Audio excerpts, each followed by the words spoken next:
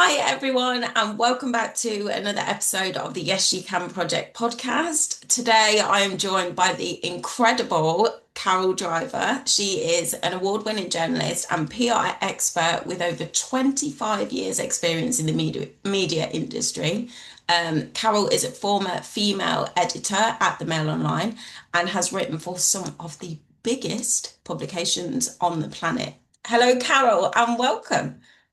No, and thank you, and lovely introduction. Thanks so much. Oh, you're very welcome. Well, I cannot wait to chat to you today. It's been a long time coming. We've had a few issues, haven't we? All me. It's fine. We're here. We're doing it. It's all good. Exactly.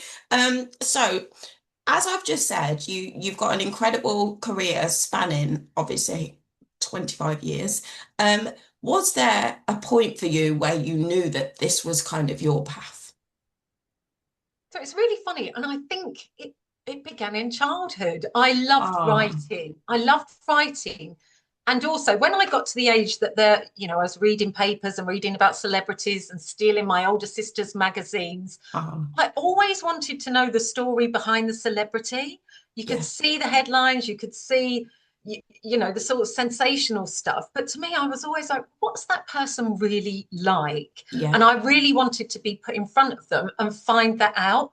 I remember sitting on my bed with, show my age now, a tape recorder. And yeah. I recorded what I now know to be a podcast. I used to Oh my interview God. people. I used to do the adverts, all things like that. So Oh, it was formed years and years ago. And then I grew up when I went to school. It was you either numbers or words, and I was yeah. always words. So yeah, when it came to a career, I had lots of jobs in the run up throughout school and university. And then, yeah, well, just before I went to university, I looked through a prospectus and I thought, that's it, Oh, journalism. And that's, yeah, nearly 30 years ago now. It's a long wow. time. Bless you. So it's always been about the storytelling for you then, hasn't it? Whether that's the person behind or crafting a story or almost about the most interesting parts of somebody.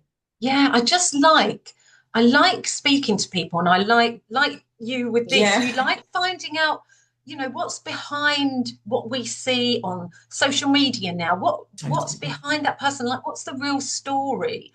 Because we've all got a story of some sort in the background. Yeah. And for me, it's about, I know there's this sort of term, you hold space for that, for but that's what I'm genuinely intrigued by. I Yeah. like to get to know somebody, and I'm able to then write that story and communicate that story in a way that presents it to other people as well. So yeah, Definitely. I like people and I like writing, so it's perfect. Ah. I think the attitude over the years though, Carol, towards journalists have changed because I think back in the day it used to be very much like people used to imagine that journalists were these like cutthroat people that only cared about a story. But now with people like you at the forefront, it's very much like it's crafted, isn't it? It's taken with the person at the heart of the story instead. Yeah, I think I've evolved that way. I wouldn't say it's not cutthroat anymore. I think every Okay. paper likes an exclusive, and there's that element. And obviously with 24-hour news now and online, Yeah. they're all, it's all about traffic for online. Obviously it's about the quality stories as well, and it's also about the traffic. So Yeah. um publications want to have the stories first, they want to have the good stories, and they want to have the stories that people are going to read as well. So Yeah. yeah, I think there are some shifts though, because we've seen different types of platforms launch over the years. We've had different issues kind of addressed, and we now shine a spotlight more on Yeah. different topics, which, sort of 20 years ago just wouldn't have made the headlines because there Yeah. were so many fewer outlets and the publications were quite sort of rigid in their demographic. Whereas now I Yeah. think, especially online, there's scope to cover more topics. So we're talking about it a lot more. And also, I think that in terms of putting the person in the middle of this, I think we're also more sensitive to those people who are sharing their stories. If they've got a really personal Yeah. story, they've been through something traumatic, then, sort of giving them I don't want to say holding space again, but giving them the opportunity to tell that in the right way, I think is really Yeah. important as well now. Yeah. Yeah, definitely. So from your time being the female editor at Mail Online, what would you say is your biggest kind of standout moment? Do you have one? At Mail Online. So I first went back to Mail Online. So I started at Mail Online way back when it was one or two desks and it was sort of a beta website, and the Wow. journalists at the Daily Mail would walk past and be like, that will never succeed. And How wrong were they? no, but it was back in the day when it was all very, very new. So I started on the news desk. Yeah. And we used to do the night shifts, the 1 a.m. shifts, the end at 2 a.m. shifts. You just put in all the hours. And then I left, went to sort of magazines and did some other things. Then I came back as travel editor, Okay. covering maternity leave. Along with my co-editor, we took the channel from 1 million hits a month to 1 million hits a day, in sort of a couple Wow. of months, really, by understanding the strategy and the Yeah. types of stories that people were reading. So then when I got the opportunity to become female editor, the managing editor asked me, and I said no, Oh, wow. because I thought, do you know what? That's such a big role. It was the third biggest channel on the website. Yeah. For me, I just thought it's really different from going from like a 2-3 person team Yeah. to having, 10, sometimes 15 people on a shift and running, you know, up to 30, 40 stories a day sometimes, Wow. as well as 40. And then they said, okay, fine, can you just cover the desk Yeah. for a few weeks? And of course, a few weeks then turned into, I Yeah. was offered the position that turned into 4 years. In terms of standout moments, there were loads. I was so fortunate to have such a brilliant team of journalists that have gone on to, the Telegraph, Vogue, Glamour magazine. These were, Wow. some of the best in the industry, Yeah. and they all just worked relentlessly hard.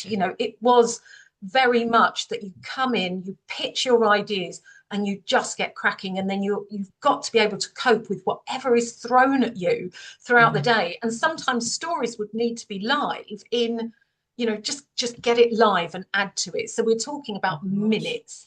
You would just need to react if something big happened. Yeah. um, which I at that fast pace, I loved all of that. I guess in terms of sort of those big highlights, I went over to the Cannes for the Cannes Lion Festival. I Yeah. got to interview Kim Kardashian, Oh Kylie my God. Jenner, Will I Am, Sting, Trudy Styler, people like that. So that was great. We had like red carpet and cameras and stuff. So that was great in terms of meeting those, sort of Yeah. A-list celebrities. Are they nice people? Yeah, they were all. So I always get asked, "Oh, what's your favourite There was interview?" a pause. They are, and they're very polished. Yeah. It was never that they were going to, confess anything that, Yeah. they've been media trained. They know their lines. So they were all just lovely, and it was a really nice experience. Sting and Trudy Styler, actually, after my interview with them, they had opened a vineyard and they Wow. sent to my home address, a case of wine, a Oh, handwritten God. card to say thank you for the interview. I thought that was really lovely. Yeah. They didn't really have to do that, so that was Oh, thanks, Sting. yeah. Thanks very much. It was lovely wine as well. So yeah, I mean, in terms of headlines, there were so many moments because there were so many big moments that Yeah. happened. And I think what working at a publication like Mail Online does is that, your work ethic has to be second to none. You have to be able to spot an incredible story. Yeah. You have to be able to just work super fast, um, and just, as I say, just spot those really big stories. And it all Yeah. just it all just came together. Sometimes it was a bit messy. Sometimes, it's a newspaper environment, so you're getting shouted at sometimes left, right, and centre, God. and you're still having to, like, you know, Stressful. it is really, really stressful. So when I say to people now who are pitching journalists, it's like, if they don't respond to you, it's Yeah. because they don't have enough time. They're probably juggling about 10 other stories as well. Yeah. And teams are much smaller now. So don't take it personally. Yeah, It's definitely. just so busy. But I really, really enjoyed it. And Mhm. I liked the fast-paced environment. And I Yeah. still work like that today. Like I'm still Even though you don't have yeah, I'm to. like, get this story done, all guns blazing. But yeah, it was good. It's good Oh, fun. bless you. You said something really interesting actually there when you said that they're very polished and media trained. Do you think Mm. that we can ever get to the bottom and get to the real kind of person behind the celebrity in that sense? You know, if they've been kind of not conditioned, but if they've been trained to only reveal a certain amount. So it's a good question, and I think once you become you've got that celebrity status, Yeah. and unless journalists kind of find out something about you, you're Okay. sort of in control of how and when you share your Yeah. stories. So I think unless that person wants you to find out, or unless they're involved in something that exposes something about them, then I would say celebrities, they want, when you interview a celebrity, sometimes you have to sign a contract to say you won't ask Okay. them about X, Y, Z.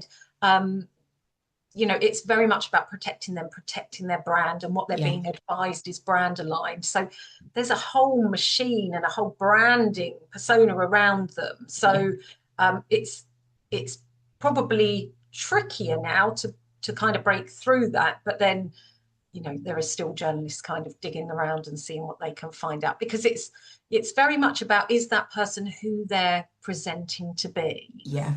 And it's, up to journalists to find out if what we're being told is the truth. Yeah, definitely, 100%.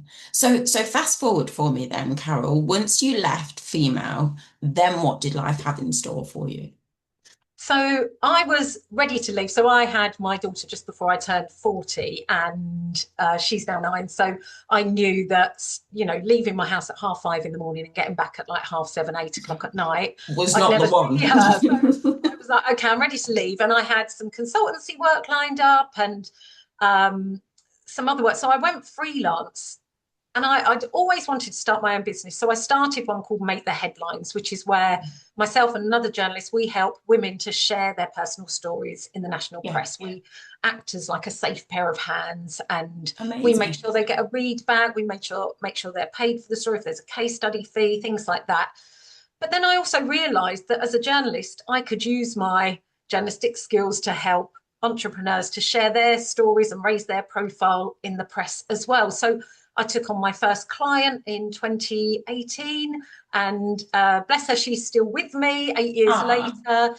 And from then, it's just grown and grown and grown. I've worked with incredible business owners, 6, 7 figure entrepreneurs.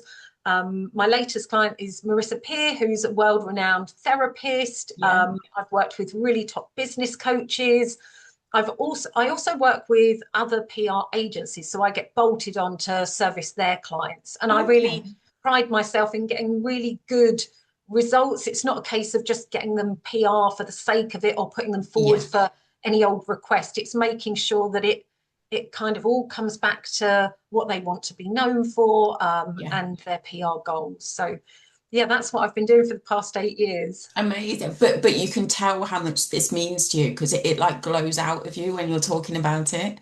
Yeah, I really still love it. And I think because it's always different, and Yeah, I'm always meeting new people, there's always new stories, although I always come up against the same questions. I don't really have a story. okay. Or, oh, well, what if this happens? And I'm nervous to go ahead, and all of those things. And I Yeah, think that comes down to, as women, kind of limiting ourselves sometimes, because we have the fear of judgment and what people will say. So yeah, those kinds of things come up time and again. And don't get me wrong, there are still the entrepreneurs who are like, right, this is for me, and let's go full steam ahead, which is yeah, great. And also there are entrepreneurs who are really cautious about doing this because they're of course. worried about getting trolled or getting cancelled. So Which yeah, is easy nowadays, isn't it? Because of the instant world that we live in. yeah, I mean, there's multi-layered, because a lot of entrepreneurs are online now. So there are Yeah, Facebook groups with, 60, 70, 80,000 people in. These are big networks. And yeah, there are lots of different coaches online. So getting cancelled can happen on Facebook, yeah, as well as in the press as well. So the more you become visible, I guess the more platforms you're on, the more potential there is, or that you can feel there is to become, yeah. um, to get that criticism. Do you feel like as well, though, that the more visible somebody is, the more entitled people feel that they can share their opinion? Yes, I do. And I tell my clients not to read the comments.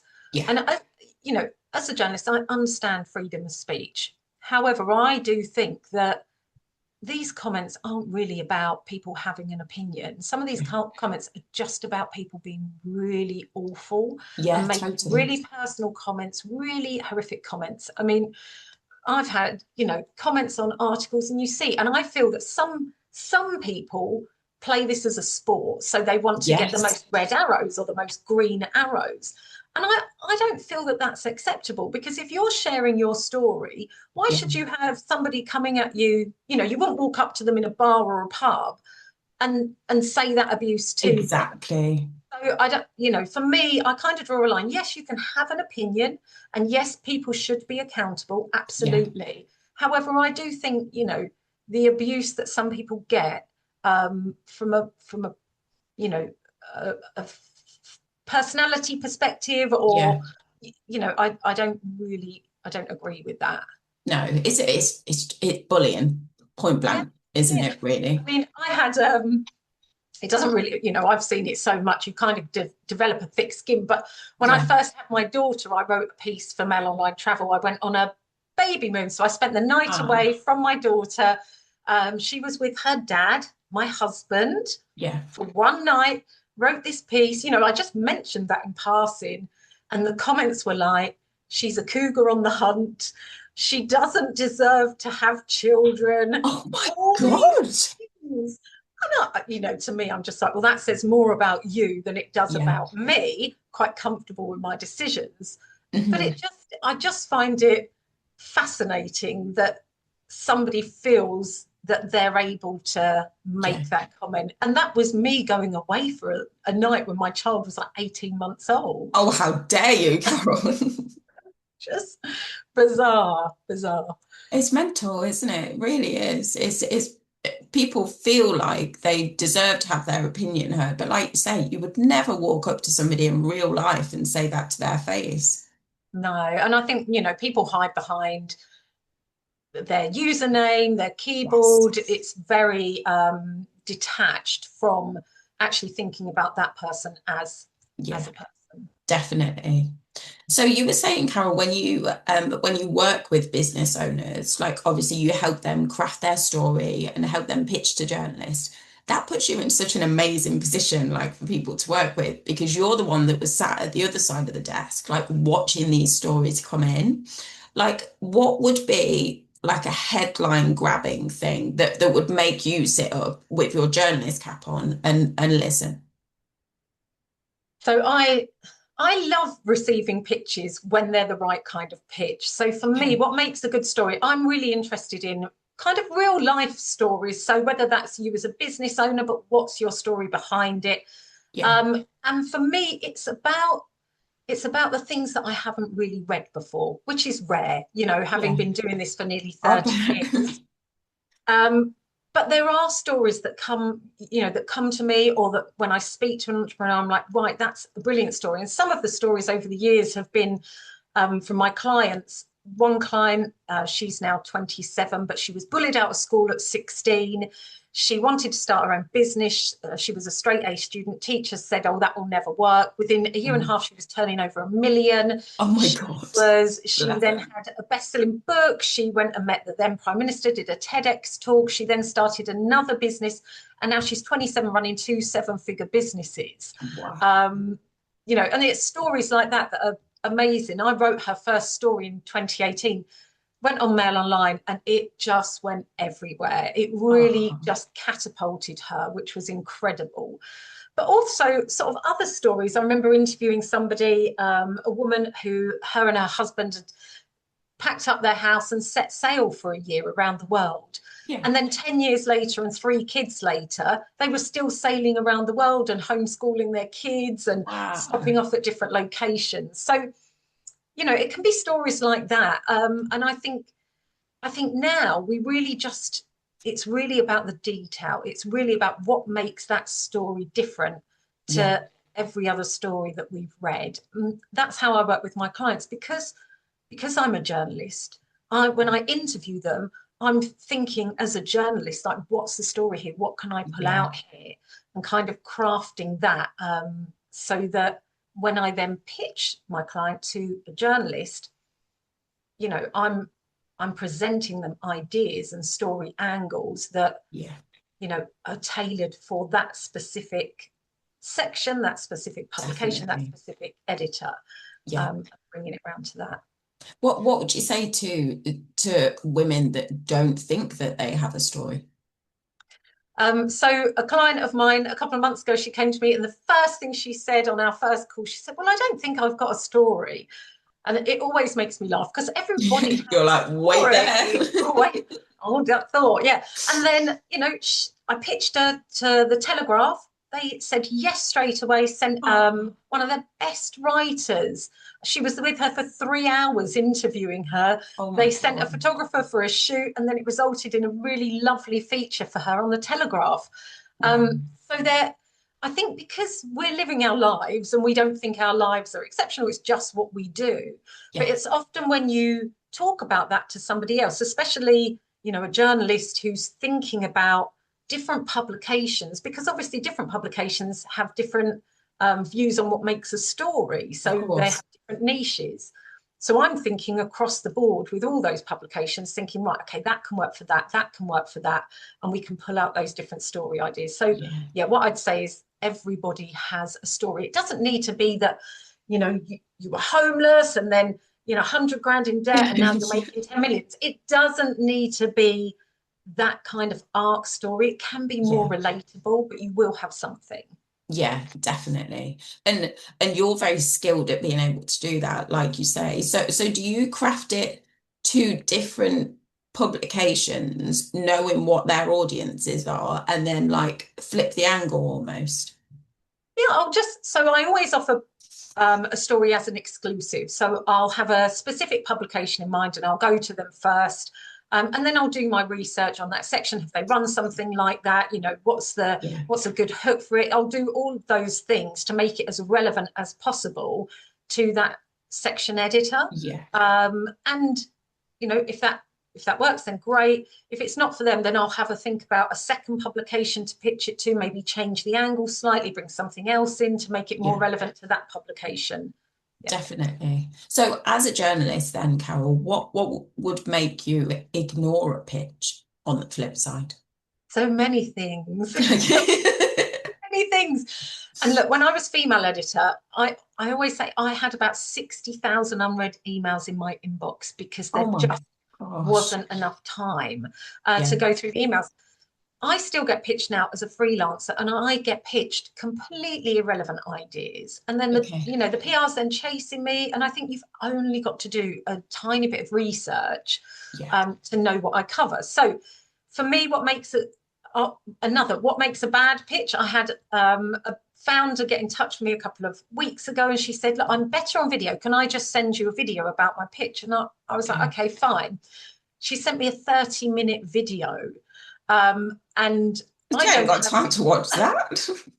got time to watch that. So don't do that. Um, I have called her out on this before, and she's gone, "Yeah, that's me. That was me." So she knows.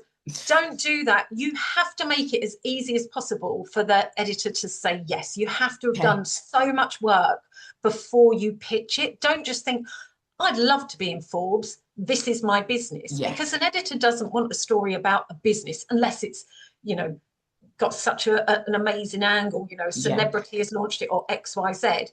Um, but think about what that journalist wants. Think about the outlet that you're pitching it to. Yeah. The editor is always going to think, what does that bring for my readers? Are they going Yes. to be interested? So even bypass what you think the editor is going to think, and think about the readers. What can you talk about, and put a different slant on it? How can you Yeah. present your story in a way that it's very, very clear? Don't write a stream of consciousness. I've had pages and pages before. Succinct, all the best bits at the top. Think about what you would tell your best mate if you were recounting this story over a drink.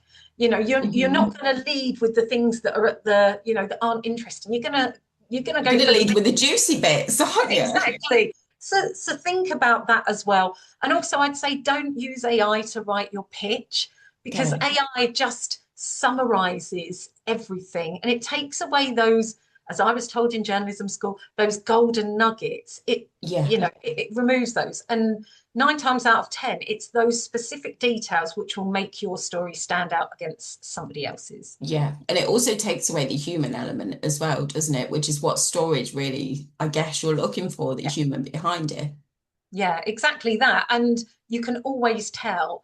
Like, I'd Yeah. much rather have a pitch that has got typos in it, or that isn't, perfect, whatever that would be, than have somebody send me over an AI pitch, because Yeah. I did a case study request a couple of weeks ago, and I could tell the AI pitches that came in, because they all sounded the same. Yes, It didn't give me exactly. anything different. So And yeah. even it's formatted in the same way as well, isn't it? And the language use, there's so many telltale signs, and we all know what they are now. If Yeah. you think you've got a really good story, just do a bit of homework, read the publication, look up the journalist and find out what they write about, and then Yeah. write your pitch in a way that talks to all of those elements. Yeah, definitely. Do you find as well, though, Carol, that has AI made a difference to journalists and writers? Is it more like everyone thinks they can be a writer now, or does it take away your guys' jobs? Because I know there's a big stress, isn't there? Yeah, so um, I think so. I know that certain publications are using it, and Okay. as a tool. Yeah. Um, I don't think we're not now at the stage where you can rely on AI. No. I've had a deep dive, because I'm like, right, what's this all about? What does it Yeah. come up with?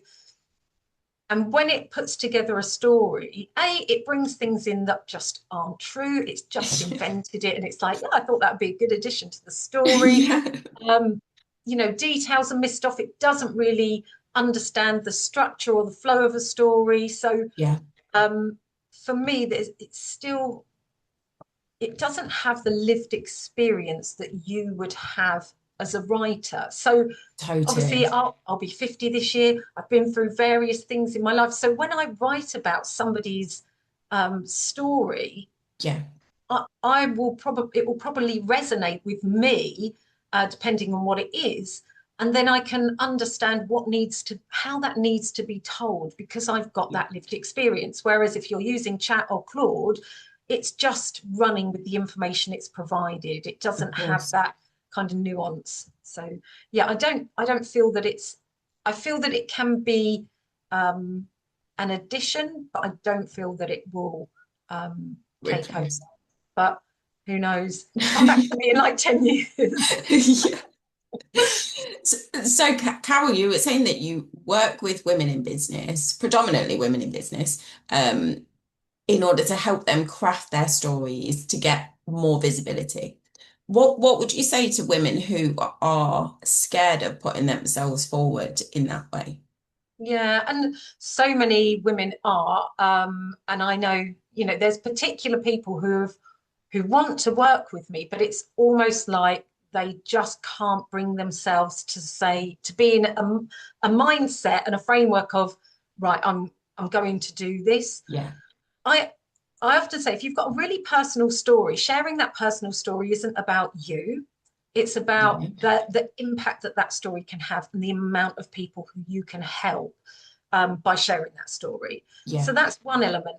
And also, if you have a business, you're not going to have any customers unless you are visible. You're not going to have any Yeah. clients unless you're visible. You know, Yeah. if nobody knows you exist, then they're not going to be able to find you. So for me, PR is everything you do in your business that's forward facing. So whether you're on Instagram, whether you've got a website, whether you've got Facebook, they're all platforms, as are publications. However, the difference is you can go onto Facebook and say, I'm amazing. I helped this person go from 0 to 1 million turnover. You know, you can say pretty much anything.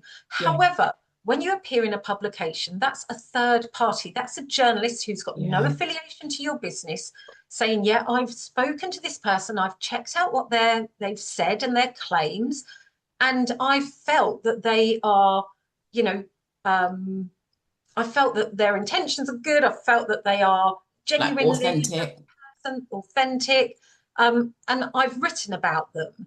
Yeah. And once entrepreneurs have that kind of a scene in, you know, sort of the trust logos, Yeah. that that shows that they are credible. It shows that they are who they say they are, and that's something that social media can't bring. So if you've got Yeah. two coaches, for example, and one's got, you know, a scene in the Mail and the Times and women's magazines, and one doesn't, statistics show that we're much more likely to trust the person Of who course. does because they've been verified. Yeah, definitely. And they have that credibility then, don't they? Yeah. Amazing. How can people work with you, Carl? So they can come and find my free group. So I have a free group on Facebook called How to Make the Headlines with journalist Carol Driver. There's about 2,300 entrepreneurs in there. I'm in there. Yay! And it just gives you kind of tips and advice, gives you opportunities to promote your Yeah, business, your offers, because it's all about getting comfortable with being visible. yeah, And so I give, you know, people a platform to do that. There are other ways to work with me. So obviously I do done for you, as it's called in the online space, done for you PR. So I do everything for you. I am your press office. I wow. proactively pitch for you, your story ideas, everything. So I take care of all of that. And I've also just launched another way to work with me, which is called the Consistency Club. Okay. And the reason why I launched this is that I was getting really frustrated with what entrepreneurs are being told about PR. There are lots of pitching groups. Don't get me wrong, they're great if you know what you're doing. Yeah, However, I'd spoken to so many entrepreneurs and they're like, yeah, I've been in this publication and this publication. And I said, okay, was it anything to do with your business? Or, oh, no, but it's still PR. I'm like, no, that's not actually, that's just being in a story. That's yeah, helping out a journalist. That's responding to a request. You're not actually building your pitching skills. You're not actually understanding what goes into a PR strategy. yeah, And once you've shared your stories, where do you go? Unless you know and you're building yeah. momentum, then that's gone. And that's kind of, as an entrepreneur, that's your collateral. So the Consistency Club is me giving. So at the moment, I've got 10 new clients. They're all amazing entrepreneurs. They're not yet at the stage where they can work with me kind of one to one. Okay. However, they all are at a stage where PR would be really beneficial to them. So Yeah, I interview them, I map out their PR strategy, I give them the templates, how to go and pitch, which publications to pitch to, so that they know what they're doing. And yeah, my aim for this is that they then have these skills, not just for the period of time that they're working with me, but that they can go away and understand that as part of their marketing, of this is really, course. really important. So, yeah, that's another way that people can work with me. Amazing. What's like coming up next for you? What's kind of the dream? Good question. So this year was very much last year. My business just went bonkers. I honestly Okay. couldn't have squeezed in another client, another hour of work. It just skyrocketed, Congratulations. which is great and also not great because I couldn't leave my desk. I had to cancel Yeah. events that I was planned to go for. I had to cancel a retreat. I paid quite a lot of money to go on it and I just didn't, I wasn't able to move Oh, from my desk, which is, it's a nice problem to have, don't get me wrong. So this year it was all about creating other ways that people can work with me. So I'm going to launch my events as well, and this will be bringing in a journalist or an editor or an expert, Amazing. introducing them to just a small room, maybe sort of 10, 12 entrepreneurs, and sharing kind of tips and advice. So that's Wow. sort of the next year for me, building out the consistency club and my events, and then having my one-to-ones as well. Oh wow, amazing. Like my business head says, grow that side of the business, bring somebody else in so you can still continue to get the revenue from obviously your one-to-one clients. Yeah, and I've brought in, so I'm working with a really senior journalist and editor. I've brought her in because it's really hard to find, as we all know, to find stuff is really, really tricky, especially when you Yeah. work. I really pride myself on getting very good results for my clients. So I want Um, to bring on somebody who will kind of have that ethos as well. So I've brought on somebody else to help me, and she comes from the same kind of background as me as well, really high profile. okay. So yeah, it's about building up that team, but making sure that they are in alignment with how I work as well, and Yeah, that they offer the same kind of quality behind it as well. definitely. Who would be your like golden dream client? Da, da, da. I can tell you what I like my dream clients to have. Yeah, So for example, as I mentioned earlier, I've started working in the past month and a half with Marissa Peer.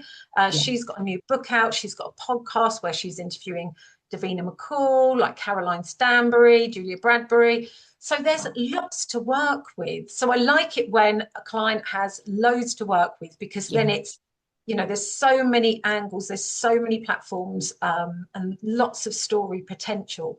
And I also like it when it's somebody doing something slightly different. I had a call with a potential new client yesterday, and they're bringing out a health related product. They're very senior.